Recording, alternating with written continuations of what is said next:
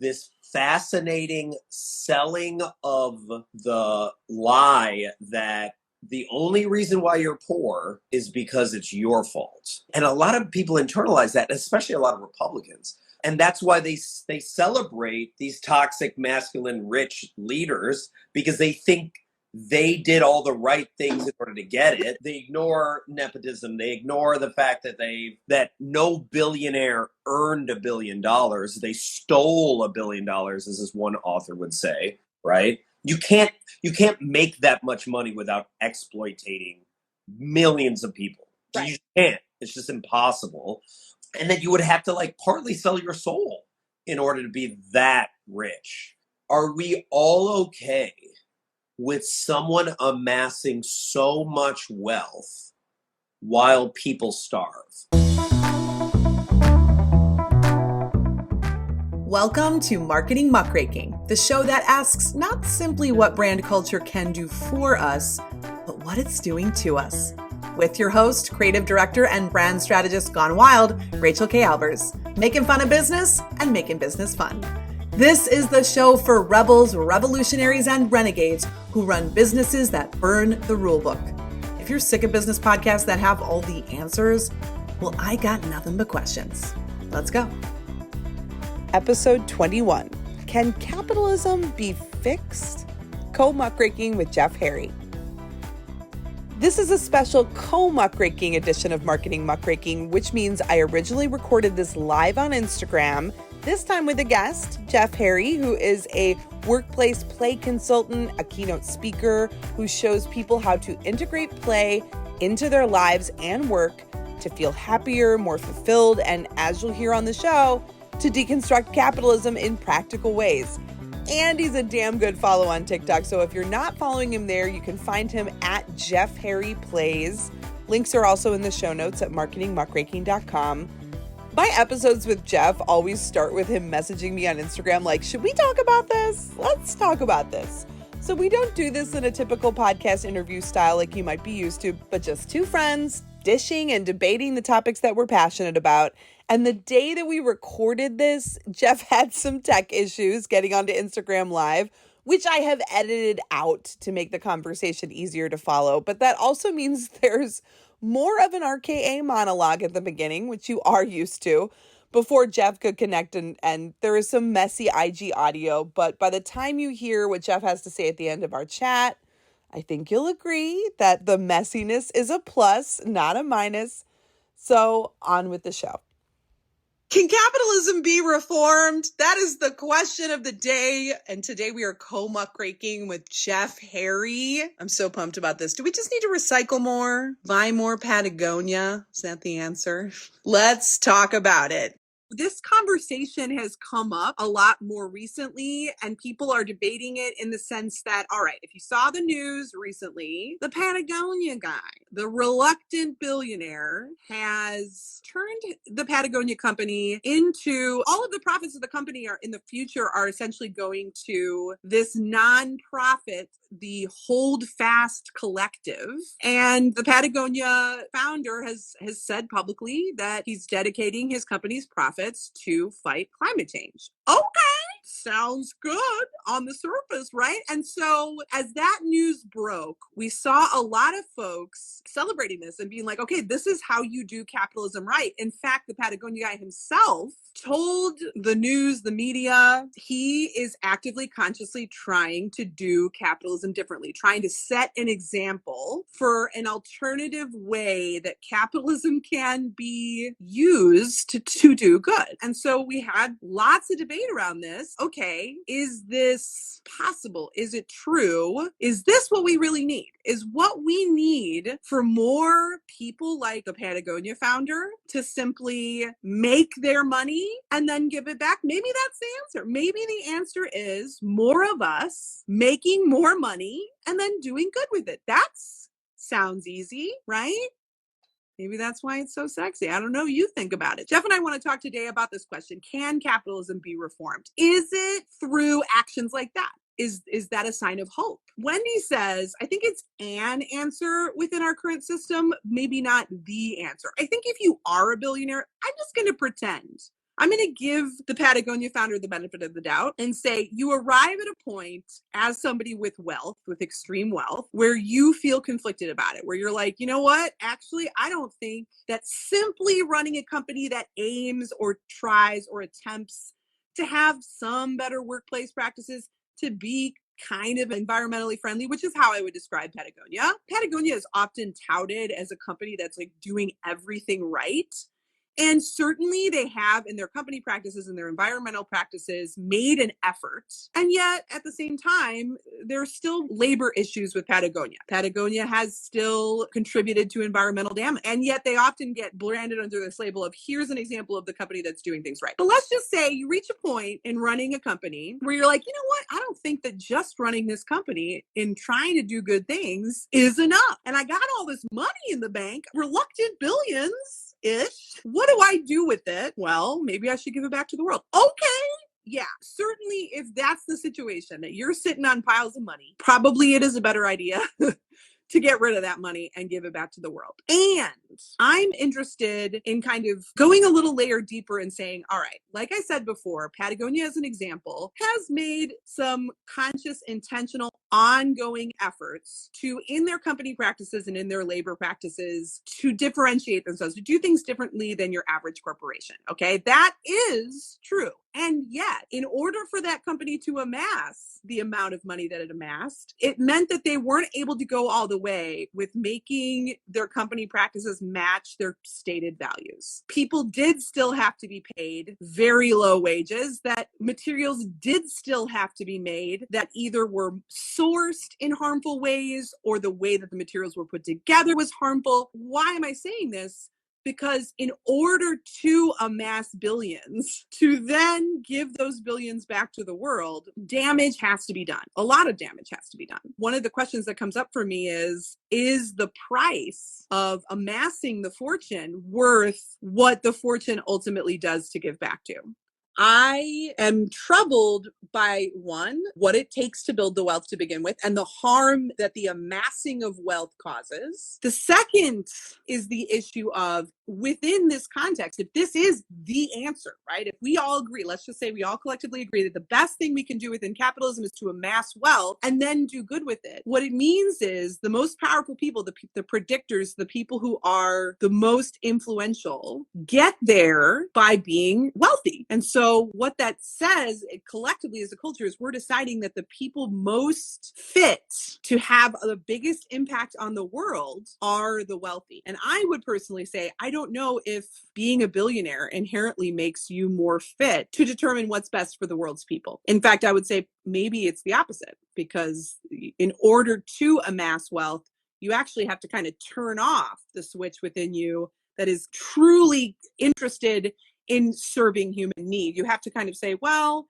yeah, I might be doing something that harms the environment or that harms people in certain locations. Yeah, I might have to like curtail people's worker rights or pay people less than they really should be paid for a job. You have to essentially turn off your empathy switch to get to a point where you amass billions or even millions, like let's say like hundreds of millions of dollars. You've got to train yourself to focus on profit first. And if we go back to how philanthropy as we know it today was formed, Andrew Carnegie and the Rockefellers and like all those early like post-industrial revolution capitalists really shaped what at the time was very new and what now we consider to be like, this is the way around wealthy philanthropy. They were some of the early capitalists to start foundations and libraries and essentially create trusts so that if they were amassing all this wealth, they were then giving back with it. Andrew Carnegie believed that it would hurt the public, it would hurt social good to pay people better, to improve workplace conditions, because his ultimate belief was it ultimately serves society more for millionaires or billionaires to amass wealth. It helps society as a whole more if people like me make a lot of money. And the way that we make a lot of money is, yeah, we got to pay people a lot less. We can't have these amazing workplace palaces. We have to cut costs wherever we can and amass this fortune. And then once we've amassed it, we can give back to society. And here's why this thinking was so dangerous was, one, Andrew Carnegie was essentially using his workers almost like banks. he was taking out a loan from them. He was saying, no, I can't pay you more. I need you to lend me your labor for less than it's worth, but I promise it'll be worth it for you in the end, because I'm going to create these trusts, these charitable foundations, these libraries, these institutions to give back to you. And why it's dangerous was that Carnegie's belief was that millionaires, billionaires were inherently more qualified to determine what the public needed than they were themselves. So he often argued, listen, if we give people more money, if we pay them higher wages, then they're going to spend that money in ways that doesn't actually serve them. His exact words were to say that millionaires should act like a trustee. The wealthy should act like trustees for the poor, and that they would be better stewards of the wealth than the poor would be for themselves. So his idea was the poor don't know what are good for them. This is so paternalistic. Wealthy people know better how to spend that money. Yep. So all y'all who want better workplace conditions, who want higher wages, hold on a minute. I'm going to make all the money off of your labor, and then I'll tell you how the money should be spent. Like, you'll get to enjoy my wealth. This is a direct quote from Winners Take All by Anand Giridharadas, which is such an amazing book. I highly recommend it. Chapter 6, I believe chapters 5 and 6 speak to this. He essentially said, you'll get to enjoy the wealth that we've created, how we say you should enjoy it.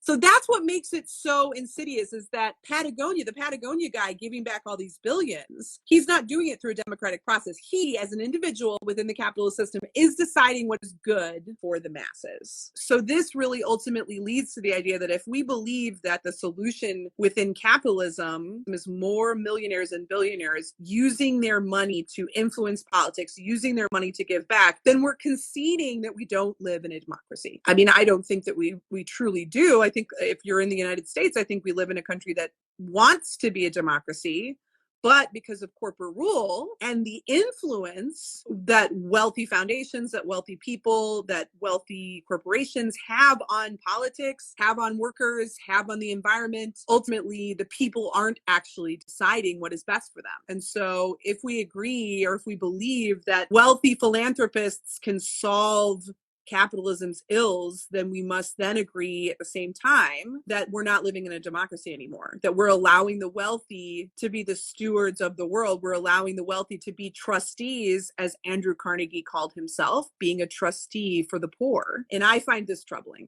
to surrender to the idea that people who build wealth are inherently more qualified to determine what's also good for human good, because the way that wealth is built by ignoring human good. That's the fact. I mean, it's interesting because a few years ago, Patagonia, which is, as I said, a company that has tried in an ongoing way over the years to align its worker practices, its environmental practices more with its stated values, but a few years ago moved a lot of their factories to China. Why? Because they were able to make more money that way. And there were lots of issues around workplace safety regulations and worker pay. And so even a company like that is so mission driven and so outwardly spends a lot of money and energy branding itself as the solution to the problem and doing a lot of good-ish things, is still ultimately forced, if it wants to be profitable, to betray or subjugate human need and human good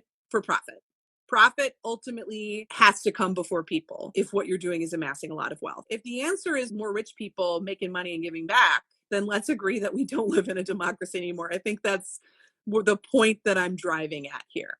In addition to the Patagonia example, I don't want to fully throw the baby out with the bathwater.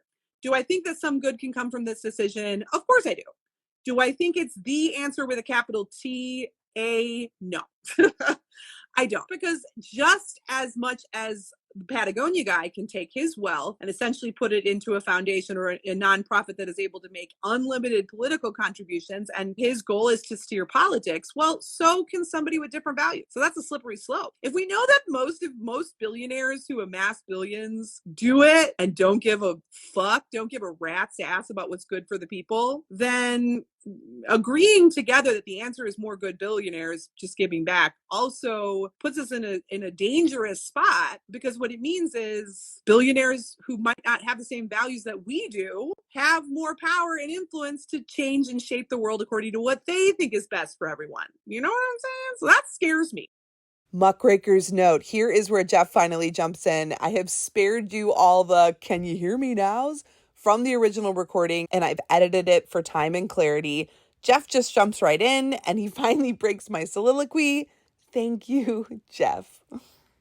Another example that Jeff and I were going to talk about was Dan Price. What I find really interesting about this whole Patagonia news, as well as Dan Price, is that the Patagonia guy, I mean, this guy is excellent at PR. And you can see that there was a very clear strategy beyond him coming out and saying, here's a better way to do capitalism. You know, one of the lines that is getting repeated again and again in the news is this story of Yvon Chouinard, brands himself as a reluctant billionaire. And it reminded me a lot of Dan Price, because if you don't know who Dan Price is, Dan Price brands himself as like the one good capitalist. Like every other CEO sucks, but I'm the good CEO. And we know now, and there's been so many exposés about Dan Price over the year, like literally like since 2013, 2014, people have been exposing him. And it's like the massive, we don't want him to be exposed. We're like, never mind, we need some hope. Let's just believe in this guy. He tweets real good. I have to apologize because for the longest time I shared Dan Price tweets. I loved Dan Price tweets. They were they were concise. It was basically Robert Reich and Dan Price over and over again. Yeah. And someone warned me. Someone was like, you should actually look into Dan Price because he's done some shady stuff. But I was like, but his content is so good. Like, I have to make a video just about apologizing for like promoting him. He was in my talks, for goodness sakes, as like a healthy leader, like a good, strong, masculine and divine feminine leader. And it's like, oh, so disappointing. Ooh, but especially now that we know, you know, what he actually did. Right. If you're not aware, Dan Price was the CEO of Gravity Payments. He got famous because he famously took a pay cut from making like over $1 million or a couple million. I don't know how many millions he was making. And he took a pay cut down to his general minimum wage, which was around $70 something or $80,000. $70,000 a year. Yep. And so he made headlines with that. Right. And then he was tweeting up a firestorm for years about what was wrong with the system and all this stuff. And so recently, at the end of August, I believe, an expose came out in the New York Times about a track record of abuse allegations within his marriage years ago, and then also multiple sexual assault allegations from various women, like I think like 8. And so made headlines again for that. And obviously you talk about the toxic masculinity thing or divine feminine. It's troubling from that perspective. But what I found troubling is all of these years, Jeff, like you said, you shared him, all these years we've been championing him as an example of good capitalism and never really analyzed where he made his money. Yeah. Because Gravity Payments is a credit card processing company. Yeah. He's making money off of consumerism. Yeah. He's making money off of deepening poverty because credit card debt exacerbates and deepens poverty. Price himself, just like Chouinard, has a message around capitalism doesn't have to be that bad. They're not ultimately arguing with the capitalist system. They're like, no, let's keep capitalism because we're rich off of it. Let's just be nicer about it. Meanwhile, here he is literally making money off of poverty. He has all these recent tweets in recent years during the pandemic about inflation and how it's hurting the common people and tax the rich and all this shit. And it's like, what about your company? Yeah. Your company is profiting off of inflation. And talk about his ability to sell a really good story. So like CBS has done a really great expose, but because it wasn't just that the minimum wage was $70,000, right? It was also that people laughed at him in 2015 when he made the minimum wage $70,000, and all these mean capitalists were coming down on him. And then during the pandemic, he didn't lay anyone off. Everyone took pay cuts to look out for one another. So the perception was a certain way. And then on top of that, CBS and all these other stories would be like, well, what is one of your metrics of success, Dan? And he's like, how many people have had babies while being part of my company, right? So like all these really completely against the standard capitalism thing. And frankly, when I would like talk about like dismantling toxicity in the workplace or dismantling toxic masculinity in the workplace, I could not find more CEOs than Tony Hsieh from Zappos and this guy. That was it. I could not find anybody else that was addressing it directly. And he was going right into the fire. So he looked, all beautiful with his long, beautiful hair and just being like, hello, So the sexiness of being like conscious capitalism, you can do capitalism right. It's possible. Perfect poster child. And it's funny that you bring up the sexiness, although I know you were talking about the sexiness of the message. And of course, that is a sexy message. It's easier. It is easier to believe that we can fix this system than to throw it out and start anew, because that sounds exhausting. I'm tired already just thinking about it. It's like, who has time for, dismantling capitalism and starting again? But also, you bring up the sexiness thing. Obviously, we know about his assault and abuse allegations, but I found an Esquire expose that was done years ago where an Esquire journalist went and stayed like 2 weeks and spent 2 weeks living with Dan Price, essentially. And Dan Price had a poker night with a bunch of like his CEO bro friends, and they all got together for this poker night. And his friends were like, oh, you must get laid a lot. You're like Trump, but for like the good guy. And Dan Price like high-fived his friends when he said this. And when I read this, I just found it I'm like, here we all have been applauding this guy. First of all, this information has been on the record all these years, but his brand as being the good guy capitalist, one, was distracting from how he was making his money. As long as the headlines were about him being a good capitalist and like the underdog, like all of that stuff, then we weren't analyzing how he became a millionaire, a billionaire, whatever the hell. He's not a billionaire. But then the other side is like, he was pulling a Trump in the sense that he knew that this made him more attractive to women. He abused that power, right? He literally abused it. And when his friend years ago said, you're like a junior Trump, he was like, yes, I am. So that's Dan Price. We got Dan Price over here, got the Patagonia guy over there. Both are selling a message of capitalism isn't that bad, guys. If more people were like, and I'd love to hear your thoughts on this, Jeff. I'd love to hear you riff.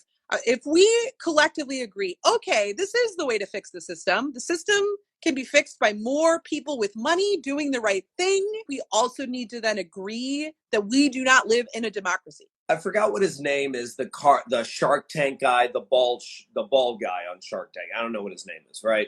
There's a few of them. I think they're all bald. I think there's one that's just the worst one. He's the Simon Cowell of Shark Tank, and he was talking about how you're a loser if you are a quiet quitter. Like, he was making like a bunch of TikToks like that, and you're like, oh gosh. And you just had to do like a little bit of research to find that back in, I think, 2015 or 2016, when a new poverty report came out that like the 1% owned even more, he was like, fantastic. This motivates more people to believe they could get where I am, right? It's such this fascinating selling of the lie that the only reason why you're poor is because it's your fault. And a lot of people internalize that, especially a lot of Republicans. And that's why they celebrate these toxic, masculine, rich leaders, because they think they did all the right things in order to get it. They ignore nepotism. They ignore the fact that no billionaire earned $1 billion. They stole $1 billion, as this one author would say, right? You can't make that much money without exploiting millions of people. Right. You can't. It's just impossible. And then you would have to like partly sell your soul in order to be that rich. Are we all okay with someone amassing so much wealth while people starve? Like, we've never really ever answered that question. Are we all okay with someone having so much wealth they could spend over 300 years spending, I don't know what the number is, like $40,000 a day or something like that, while people are not able to pay for healthcare, where people are not able to pay for like quality childcare, where people are not able to go to school that has funding? Like, are we okay with this? We've never really asked collectively that question to each other. Are we okay with this as a community? Because like individually, it sounds like we're okay with it. But when you talk as a collective, you're like, this is not right. We all know it's painful out there, but we don't want to talk about it. And it's worse than it I don't know if it's worse than it's ever been, but it's worse than it's ever been in the modern age, right? And our ability to be numbed by Netflix and Amazon and shopping and whatever. And the fact that I say this all the time, right? Like part of the way in which you dismantle the patriarchy is you play more and you get bored. But if you think about, we get more information in a day than people got in the 1800s in their entire lifetime. In their entire lifetime. We get that in one day. Yeah. And what is most of that information telling us? You're not enough. You suck. You're alone. You're not loved enough. And you know what's going to fill that gap? More Amazon, more Netflix, more whatever vice you got.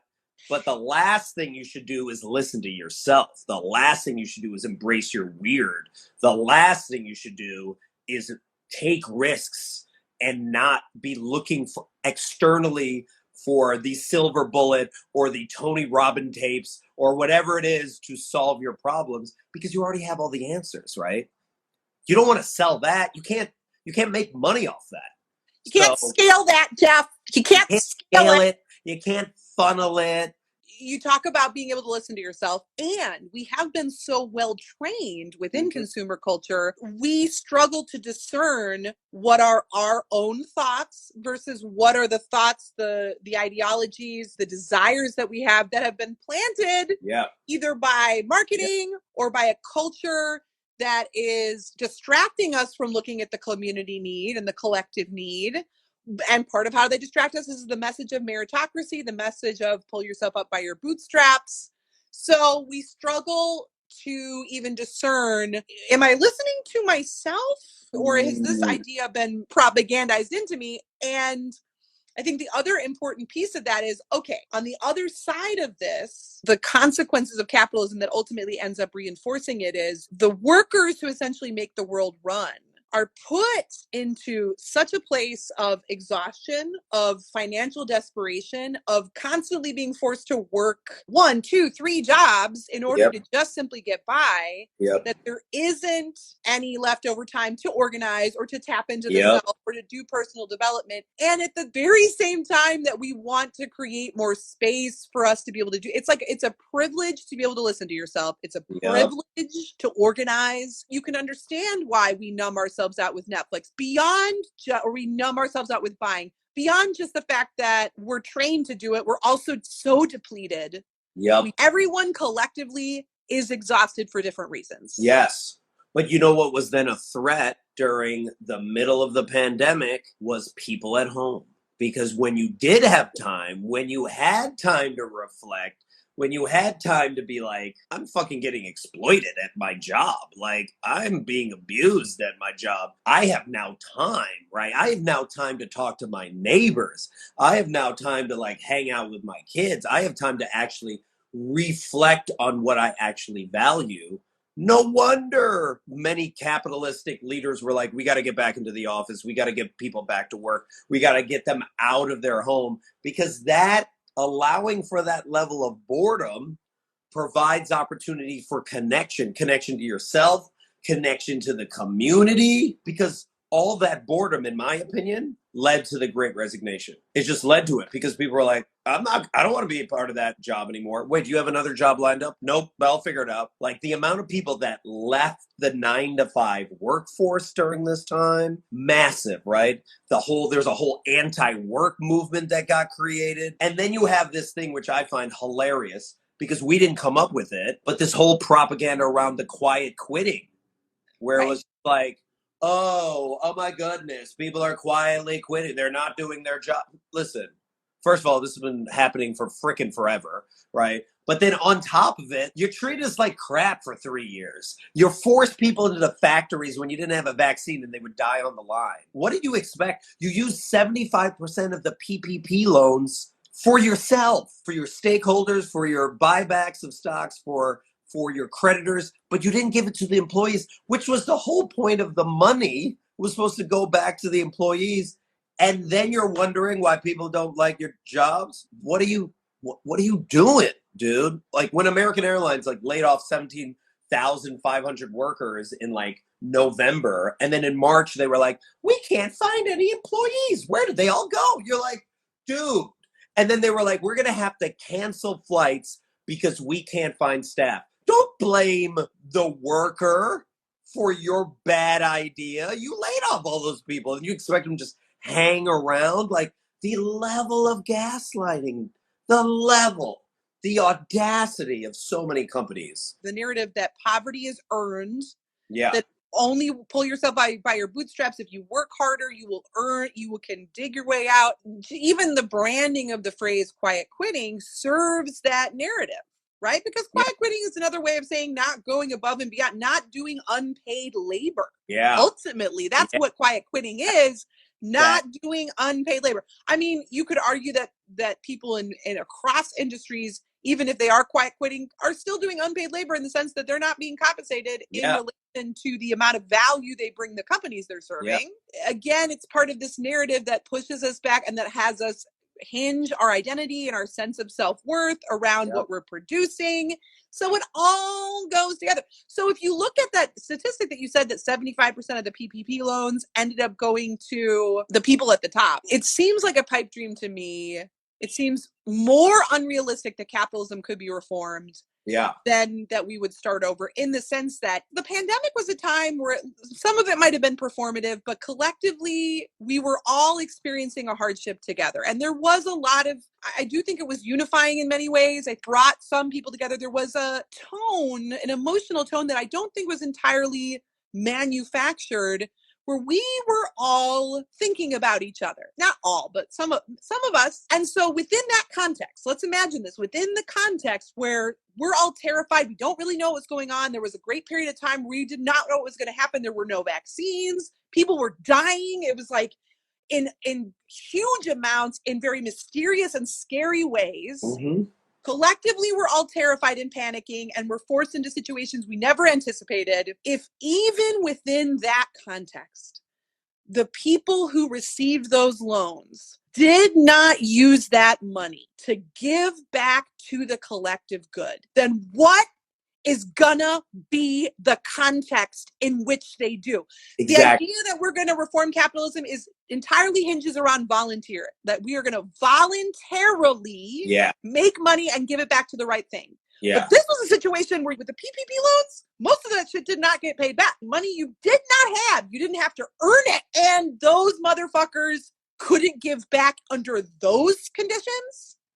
So when are we going to be under conditions where the status quo, critical mass, not just Dan Price and the Patagonia guy and whatever the other third one you said was, if those conditions didn't lead to a collective surge of good, I don't know the conditions in which, how much worse does it need to get before the folks with power and money are motivated to do what's right? It's like we'll just be waiting forever, right? And let's just lay out the level of greed, right? Because I like to go back to, I mean, we don't even have to go that far. Let's say we just go back to 2018 when the Trump tax cuts happened. Largest tax cuts for the wealthy as well as for massive corporations. Companies made tons of money from that, right? Their profits were higher than they ever had been. And then on top of that, they were getting all these tax credits. Then the pandemic hits and then they get free money. Another windfall of profits. And on top of it, they didn't have to pay a lot of payroll. There were a lot of companies right now are making more money with less employees, and they don't want to hire people back because they would rather burn out their employees because they care so much about short-term profits, right? So that's another thing. So you're already looking, you're like, wow, that you were already super greedy in 2018. Now you're really greedy during the pandemic. We would have thought this would have been the time. But now as we're coming out of the pandemic, what are companies doing? You know, we could make more money if we just started jacking up costs on consumer goods, oil, meat, all this stuff. And now they're price gouging again.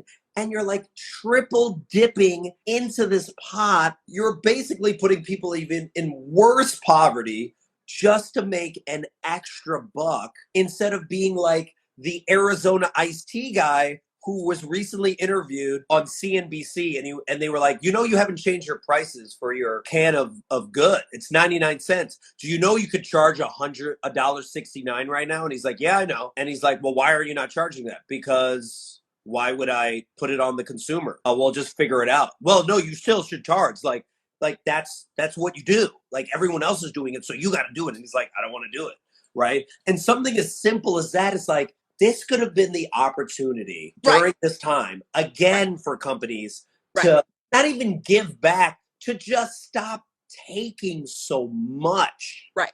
And they chose again not to. It's like, how greedy can you be? And then I just heard this, which is just shows that, listen, billionaires are not going to save the world. They're not. And you know why? The ice caps are melting right now in certain regions of Greenland. And you know what a lot of billionaires are doing? They're sending teams, because they're so excited that the ice caps are melting, so that they can find certain materials that they can then sell. Because can you believe that? Like, again, how do we act, instead of being like, how we as billionaires can invest money in order to maybe address climate change? No, it's like, let's take advantage of climate change and just look up. What was that movie? Don't Look Up. They're like, how do we maximize as much money off of that meteor as possible? Like, can we make money at the same time? And in many ways, many billionaires not very smart, because they're so specific on what they want. They want to make one thing. They want to make money off the backs of other people while they sit high and dry. So capitalists and, the wealthy at the top, they cause climate change. Now they're exploiting climate change for their own gain. Yeah. And at the same time, they are profiting off of the appearance of fighting climate change. Yes. And what's especially also an additional consideration here is that, they've done studies that show that when a company looks philanthropic or has campaigns or a certain percentage where they're giving back to the community, people spend more money with them. So they're causing climate change. They're getting rich because of climate change. Now they're exploiting climate change, and they're also enriching themselves by at least purporting to address climate change. Yeah. And so I think that, when we tie all of this together, we've arrived at a conclusion that, listen, if we all had unlimited, if this was like Mario World, where Mario jumps into a hole, but then he just gets resurrected 2 seconds later and it's fine. And you can endlessly. If this was Mario World and there were no finite resources and we could just keep fucking around endlessly with no consequences to the human race or the planet, well, all right, let's try to fucking fix capitalism maybe. Let's try it a little longer. I don't know. I mean, I don't want to do it, but it seems like, but the issue is, what are the circumstances in which a minimum viable amount of wealthy people will be motivated to give back enough for the problem to be solved in time? Yeah. Because it's very nice for us all to believe, oh, okay, well, I'm going to become a billionaire then. I'm going to do it the right way, right? Yeah. Is there enough time for all that? There isn't enough time. The ice caps are literally melting right now. So there's not enough time for all of us, not to mention the fact that the system itself and the way that it is designed to numb us out and keep us from considering the collective well-being is contradictory to that very goal. If we were raising our children and educating ourselves and surrounded by a narrative of collective care, if we truly were living in a society where we were educating ourselves and each other about how to take care of the collective first and foremost, that could maybe shorten the curve for how long, but that's not the reality, right? So if I were to answer my own clickbait title question, I would say, can capitalism be reformed? Are you kidding me? I'm embarrassed that I even made that the title. Of course it can't. Of course it can't. Every industry is trying to sell you that they are the solution, right? And what I was doing earlier was I was trying to pull up this stat because, I was responding to a tweet not that long ago where it was just like, new industries are always evolving, right? Are always being created to solve a problem, right? So, for example, like with mental health, the yoga industry, the global yoga market is $66 billion. Are people much more in tune with themselves? No, absolutely not. Right? The weight loss industry in the US alone is $78 billion. We are the most obese we have ever been, and it's $78 billion. The mindfulness meditation app industry, not even just the mindfulness, this mindful meditation app industry right now is worth $1 billion, and it's going to be 6.8 billion by 2030. But are we now more connected Mm. We have all these mindful apps. No, we're even worse than we have been. So it's amazing. All these industries are created to solve problems. None of them solve any of them. They just make money off of us. And Well, like, yeah, because it's not profitable to solve problems, right? no, it's not Like it's, profitable to solve problems. so not only is capitalism not even solving the problems that it purports, like the whole case for capitalism is it solves problems better than any other system. That's what a capitalist would tell you. They would be like, this is the best system for innovation. Yeah. But what you just, those stats are astounding. And if I didn't, think about it just like that, the yoga industry being as big as it is, the mindfulness industry, the weight loss industry, all of these industries, if capitalism was as effective as solving problems as it purports to be, why are these problems worse than ever? Andrew Carnegie's trickle down, still trickling. We're waiting for the Carnegie trickle. Still, and as my friend like Hema Batavia said, you're investing so much into all this like mindfulness industry. All you need to do is shut your phone off. Like you just turn your phone off. That alone would help with the mindfulness. Not getting another app, not downloading a course, not like all these things to make more money, as opposed to just like, we need to get more bored and slow down and actually chill. And that was the whole idea of what happened during the pandemic, of people got to slow down and be like, what do I actually really want? Because capitalism makes me go so fast and I'm consuming so much and working so much and so busy all the time that I'm not even able to connect with my neighbor, right? I don't even know that person's name. It is, it's not transactional. I can't get anything from them. That you don't even know what you want. Like that is how it's designed. Well, okay. So I know I want to hear your story because you have just gone to this really amazing, unique experience. I'm so jealous. I want you to tell me about it, but I want to kind of pivot us. So we are going to part 2 of this conversation, which is all right, but what do we do though? If we, for the sake of this conversation, agree together that capitalism cannot be reformed, at least in time, in another Mario universe where we had a million tries, like in the Good Place, where they keep going back again and again and again, over and over again to do these different experiments. Could it, in some other time warp world, maybe be done differently than what we're doing it? I don't know. Sure, potentially, but we don't live in Mario world. If we agree that capitalism can't be reformed, in time at the very least, then the question becomes, well, then what the hell do we do? And what I want to say as my entryway into this, and then you got to tell me all about this camp reset that you just went to, because you told me at the beginning before we even hopped on here, you're like, I know the answer. I'm like, oh, do you, Jeff? I mean, so like, let me just be careful not to be like, it's transformative. And but no, and before I even go into that though, there was something I recently saw. I'll find this tweet at some point, but it was a Karl Marx.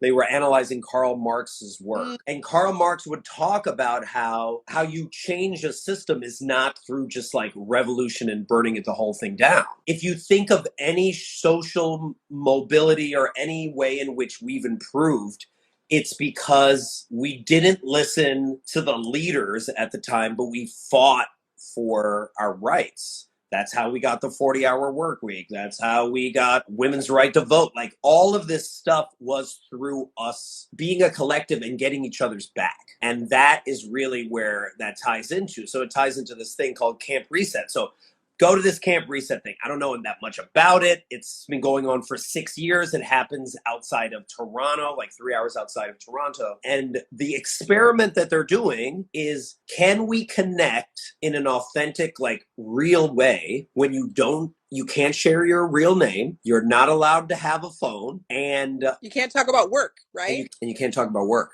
All the things, especially for Americans, that like identify who you are, because many Americans are like, well, what do you do? What's your name? What do you do? Right? Those transactional things. And what actually happens? And what's fascinating that I saw there over the span of these 3 days is, if you want to dismantle the patriarchy, if you want to dismantle aspects of capitalism, you have to slow frickin' down. You have to get bored. You have to allow, and this is what was phenomenal, what Camp Reset did, is you have to allow to create a container, a safe playground for people to connect. And then you just trust that people are going to collectively play in their own way in order to connect, right? That you're not controlling it. Because in many ways, you'd be like, well, what was so great about this Camp Reset? Did it have great speakers? No. Did it have speakers? No. Did it have thought leaders? Anyone famous there? No. Did you network? No. Did you get new business contacts? No. Well, what did you get? What did you get? Like, why was it worth going? I was provided the opportunity and given the permission to play and connect with my inner child again and see other people for that. So many people, or a lot of people's experience, is they actually, for the first time, because think about when you grab your phone, right? What are you grabbing your phone for? You're grabbing your phone for connection. But people were able to feel seen, heard, appreciated, valued, and loved without some device as the aspect of it. And when the phones were finally returned to us on Sunday, and they were like, all right, are you ready to pick up your phone? Almost everyone was like, no, I don't want that. I don't want my phone back. I don't need the responsibilities. I don't need the dopamine hits and all that. I'm getting enough dopamine here. I'm getting enough dopamine, oxytocin, serotonin, endorphins right now, connecting people with people in a real way. Also, I remembered everyone's name because everyone was their fake name. Yeah. And my name was Uche, and Uche is my stuffed animal when I was 7 years old. And I still have Uche. Oh, this is Uche right here. So this is Uche.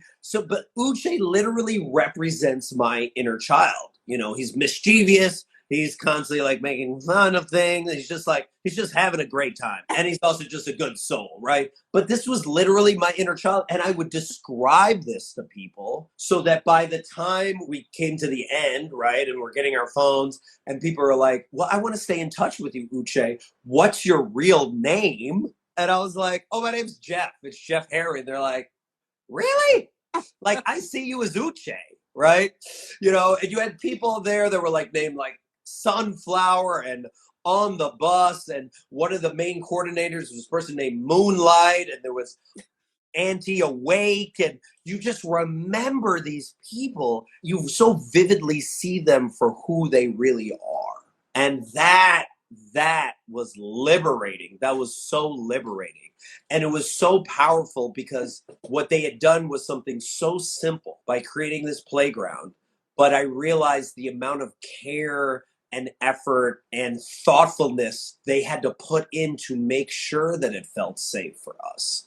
And they didn't even have a hierarchy to how they put it. They were referred to as the Camp Reset Collective, and it was a circular leadership group where no one was on top. And then they did something that I thought was really amazing near the end. So Moonlight, who's one of the main coordinators, right, was like, how do we thank one another? And he was so thoughtful to realize like, well, I'm going to thank everyone. What typically happened is I would thank everyone, but then it would make it about me.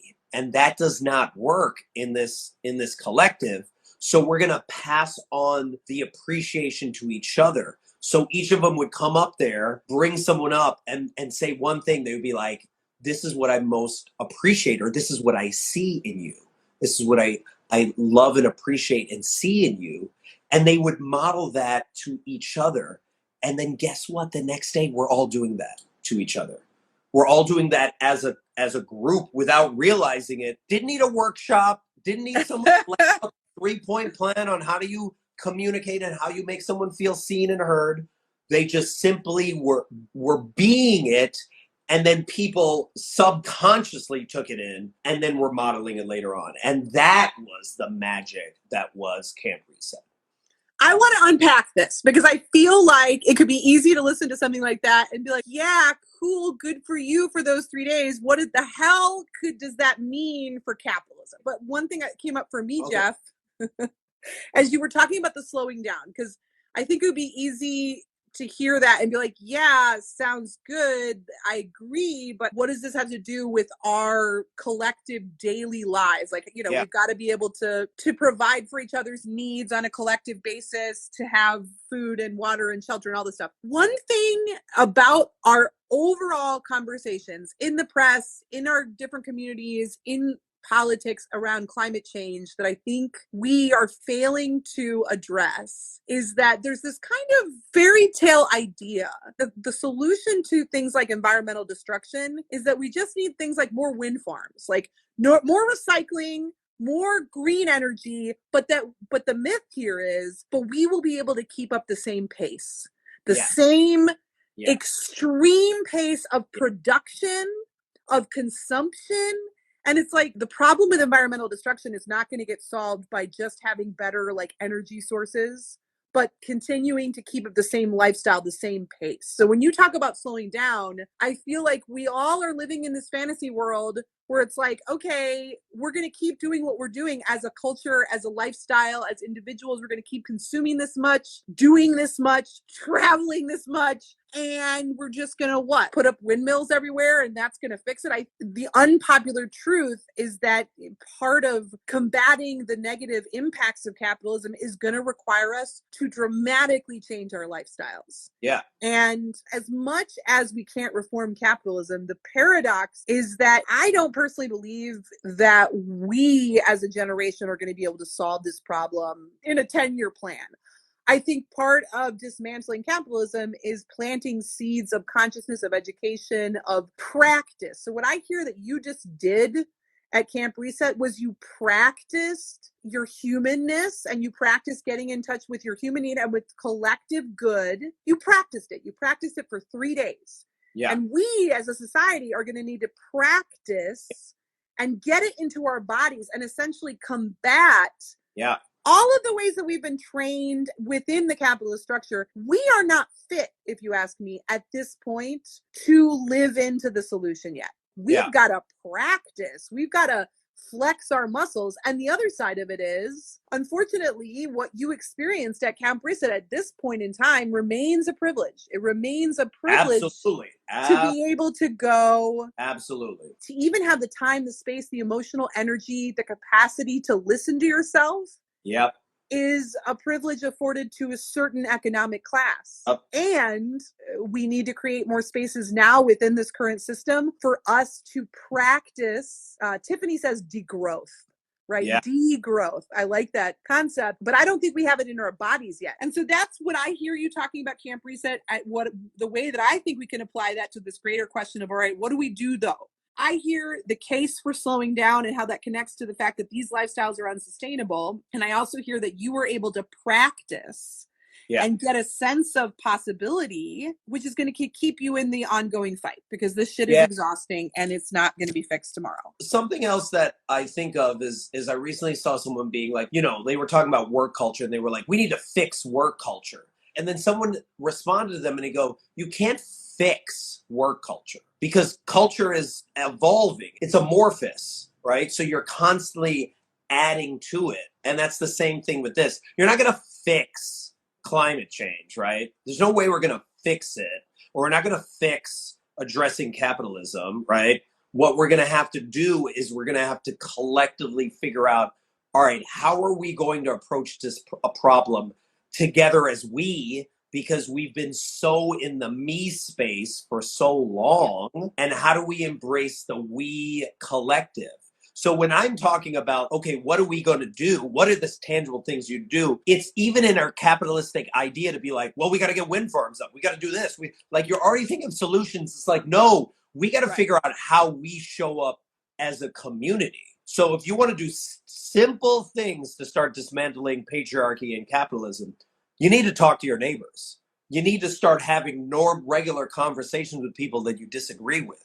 We need to start putting ourselves out. I mean, and again, granted, a certain level of privilege, right? We need to put our phones down for a little bit and look into people's eyeballs and be a little vulnerable. Like really simple stuff to tap back into our humanity, because we've forgotten that. Capitalism has sold us that our humanity is not the answer, right? And then this kind of ties in with that TikTok that we looked at earlier. I forgot what the creator's name is, but she talks about how so much of the propaganda around capitalism sells individual love. And it's romantic love, specifically. Romantic love between two people. Oh, you're not with someone? You better get with someone. Oh, watch this romance movie? That's really, important. And that we don't celebrate collective love. We don't celebrate community love. We don't celebrate neighborly love because, frankly, in the capitalistic system, romantic love's not scary. It's only two people hanging out in their kitchen, not a threat. But think about community love. Think about this idea of us going back to a time where, like, oh my goodness, I don't have childcare. The community is going to look out for my kid while I go to work, right? Like, the community has my back. The community is going to hold space for me when I'm struggling. Like, to think of it, that's scary. Right. It's what you said earlier of, like, not everyone is buying their own lawnmower. They're sharing the lawnmower. Not Right. everyone feels like they have to do it alone. What's the whole idea of pulling yourself up by your bootstraps? You don't have the community to show you how to do it, right? Like, you really believe you have to do it alone. That is all part of the propaganda. So the way in which we dismantle the patriarchy and dismantle capitalism is we realize we're not alone. And we start taking actions as a collective of we over me. And we do that work first before we start addressing something like climate change, like political unrest, like all these things. We have to. Or realistically, we do it at the same time. We're doing it alongside it. It's not like, because that healing, the healing and the reacclimation of us towards collective love, that's going to be a generational challenge, right? So it's like we're doing it at the same time. And what that TikTok you shared, I'll put the creator in the show notes. I loved what they said when they said, okay, when you're laying in bed alone at night and you feel lonely and you need connection, we are trained to say, I want a boyfriend, I want a partner, I want a lover, I want a spouse to share the burden. We are not trained to think, wow, I need more community. Find a partner first, and community love is romanticized. And as you said, romantic love, as this creator said and you echoed, is less scary. And collective organizing and collective love is very dangerous to capitalism. You know what? I often struggle with finding practical things to do. And so it was really meaningful to me when you said, the part of how we deconstruct capitalism, which is what needs to happen so that we can fashion a new solution, is being with others, being alone with ourselves as well, and being willing to be in that discomfort versus trying to sedate or like numb out the pain with more shit, buying Netflix. Being in community, learning how to be with each other without, and I love what Camp Reset stood for in terms of without our togetherness being defined around the economy, meaning we go and we meet someone, hey, how are you? What do you do? Or we talk about what we're producing without even realizing it. We're like, oh, my name is Rachael and I'm filling my job. Lisa has a question. How do we reconnect and become we again after we have been detached for so long? So I recently answered this question because I run this workshop around embracing your fear as we over me, right? And it's fascinating each time you run it because there are certain people that would fight against it, because what we would do is we would share our fears together and then realize, oh my gosh, you have the same fear I have. I have the fear of being alone. I have a fear of not being loved. I have a fear of being abandoned, or, all these different fears, but many of them really collectively are the same. And this one person raised their hand and was like, well, I know that you're supposed to feel more empathy when you hear that other people have the same fear as you, but I just now feel as if my fear is not really important anymore. And I was like, ooh, tell me more. And as she was describing it, I was like, oh my goodness, you identify with your fear. It is part of your personality. You actually don't want to let go of it. And then we were talking to someone else and they were like, they've been known as a loner their whole life. They've had to not trust anyone, that the story that they tell themselves is that the only person they can trust is themselves. So the challenge, or the question that I would have, or the challenge I would put out to Lisa would be, when was the last time you asked for help? Who did you ask for help from? And are you willing to now reach back out to them and just connect with them again, right? Like, that's how we practice. We reach out to our friends that we haven't connected in a really long time. We start to practice our own level of vulnerability and realize, like, oh, I need other people. So we first do that with our small group within our circle of influence. Then we start doing it with other people, right? Then it's much easier for me to turn to a stranger and be like, are you okay? Is something okay with you? Like, are you all right? One story we share in this workshop, I do this with my friend Sarah Serrani. Her father is an internist in Corpus Christi. And during the pandemic, especially at the beginning, it was so rough. So many people were dying. Families weren't able to see anyone, right? So very disconnected. And people were dying alone. And what he saw that just almost broke him was he saw janitorial staff going into people's rooms. This is before a vaccine, and holding people's hands as they were about to pass away. That janitor doesn't have to do that. That's not their job. It's not part of their assignment. Like, they don't have to, but the humanity of that, right? The humanity.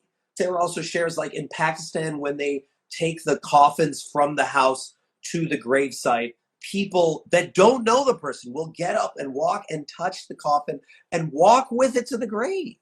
So this idea that you're never alone, even when you're dying. So to remind yourself and Lisa to take actions that remind you that you are not alone and that we're constantly connected as we, and however you want to interpret that, but you take actions in the collective we as opposed to just me, that is how we start to build back our humanity. Yeah, I think that there's it's so powerful. Look at me like wanting to like turn that into a conclusion. Speaking of slowing down, I'm like, yes, and so this is and soundbite. And hold sound, on, RK. Yes, you really touched me there. You brought me, and I found a lot of resistance coming up. You know, I found myself like responding in my own brain and having to sit with it. You know, what's interesting is that personally, what was coming up for me as I was listening to you share this was I am in a position where I'm going through a divorce. I am estranged from my family. I'm bringing this up because I have been in a position where I have to very intentionally craft and invest in creating a community and being part of a we outside how our society tells us the we should look. Because one, I'm not in a romantic relationship, nor am I even, it's just not on my radar right now. Two, the family unit, the individual family unit is the other thing that we're told is the we that should be most important. Or like, you know, we all are in our own individual monogamous family units, right? I don't have those two things. I have to very intentionally craft that now. Otherwise, I will be or have been very alone. And so it's been very uncomfortable to be kind of person by person redefining what that we is going to look like for myself. It's vulnerable, of course, because, you know, within our current structure, we're expected that the people that you lean on are these specific types of people. You lean on a spouse or a romantic partner. You lean on your family, your blood family. Those are the people that are supposed to support you. I have been in a position where I've had to lean on people outside of those structures. Yeah.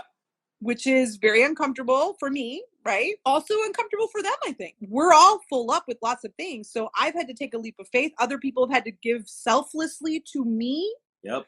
In addition to their own families and their own spouses and partners, they have poured into me in a way that has cost them something, right? So what you're talking about is learning how to human and diving into these questions around what does community look like. And I love this as part of dismantling capitalism is not just economic theory. I think, in fact, that's what we're getting to here is that part of the answer that we're seeking is not going to be in us all putting our heads together and talking about, well, we could have this particular economic system and here are the merits of it and here's how we would organize the labor and here's how, yes, we need those conversations too. One of the things that Anand Giridharadas says in Winners Take All, which I think is really interesting, is the way that we are taught to see that business-minded people have all of the answers for society.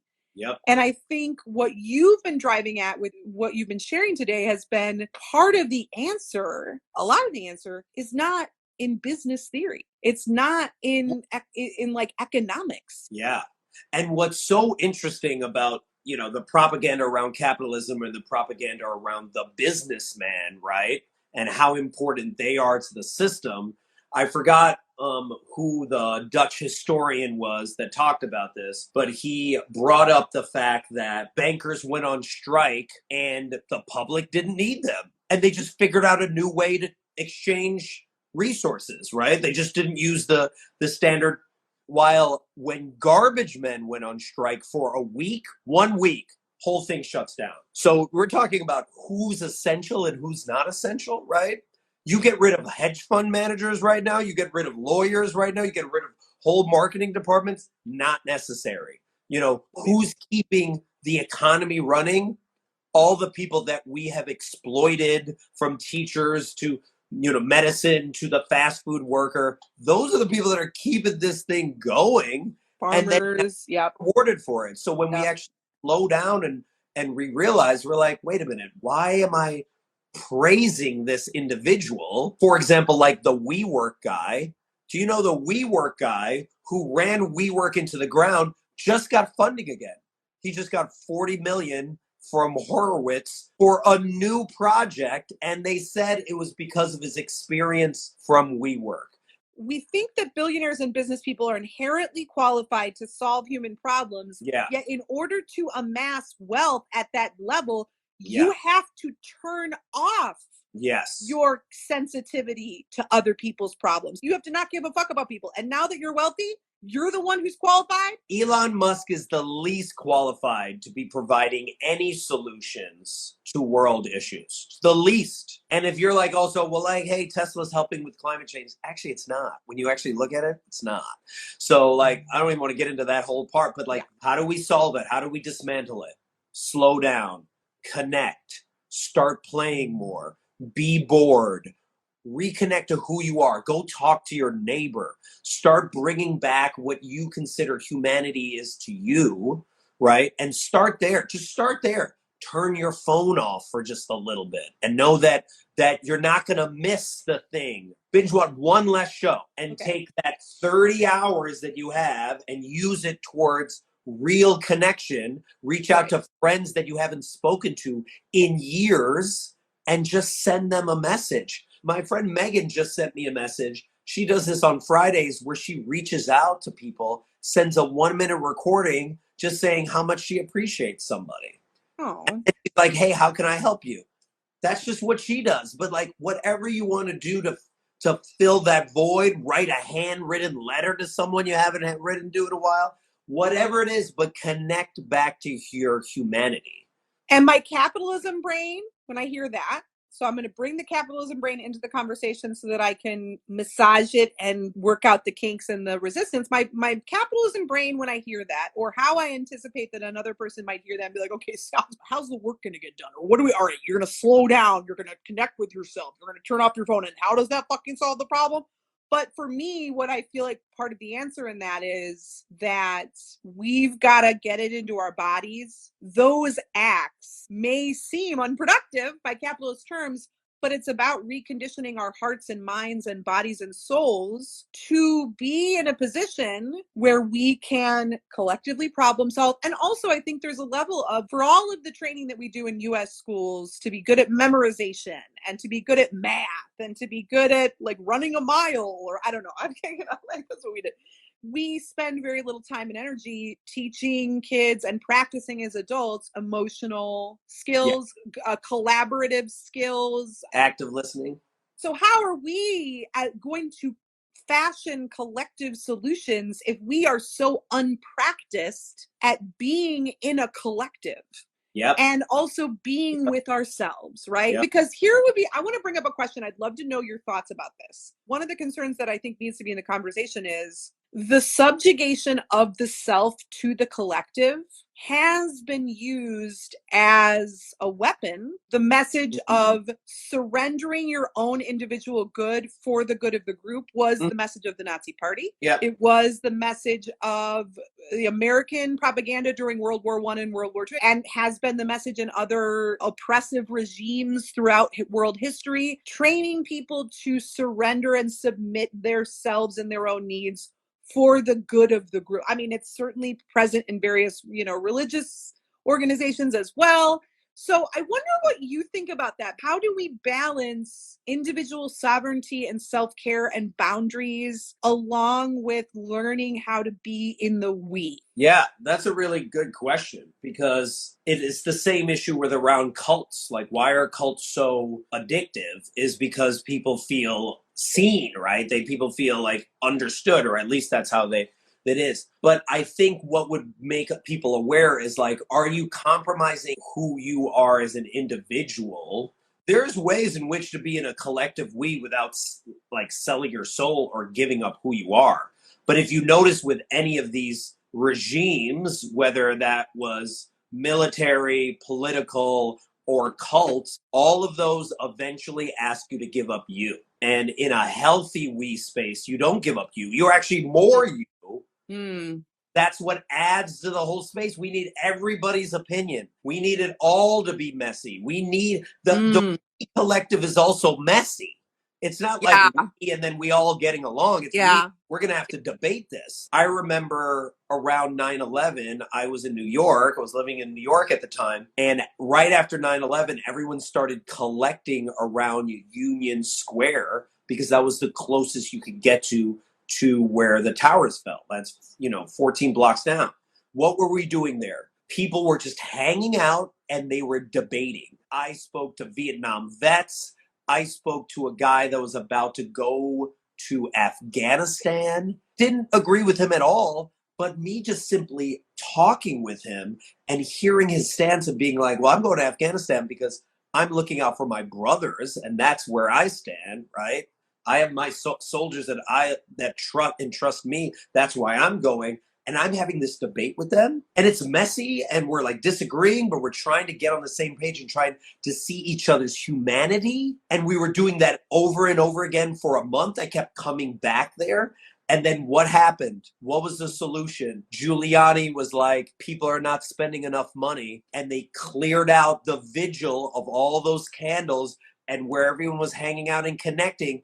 And they said, go shopping. That is how you could help. We needed to do at that point was we needed to have more hard conversations with people that we disagree with and see their humanity. That's what we need to do. You have flipped me, Jeff, because at the beginning when you said that, I was like, sure, but like not like really people I disagree with, right? Because like, no.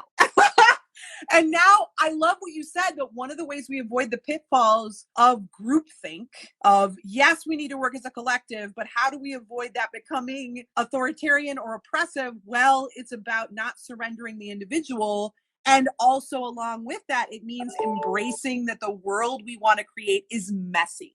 We need to practice our collaborative skills. There are cultures around the world throughout history who had and do have a lot of these skills baked into their cultural fabric. And European and American colonization destroyed a lot of that human wisdom or tore at the fabric of it. So I don't want to suggest that we're just inventing this or that I'm inventing it or like this. This is just like a new idea. It's not like, ooh, like collective, cool. This sounds fun. Like, let's try it. No, this has been around. And yet colonization's logic was human wisdom wasn't as valuable as capital / ultimately like machine wisdom, and that the messy, the slow, the intentional, the small scale, that was ultimately inferior to this bigger, faster, systematized, assimilated cultural standard that was put in place. And so, it's the mess, it's the collective, it's learning emotional skills, it's baking that into ourselves. And from that,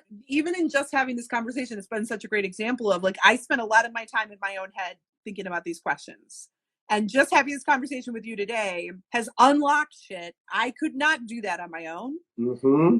And it's just a little taste, a tiny, tiny taste of if I had more opportunities to be in a collective, to listen, really listen, to contribute my voice, what would come about? Like, and we talked about this a couple months ago or earlier this year.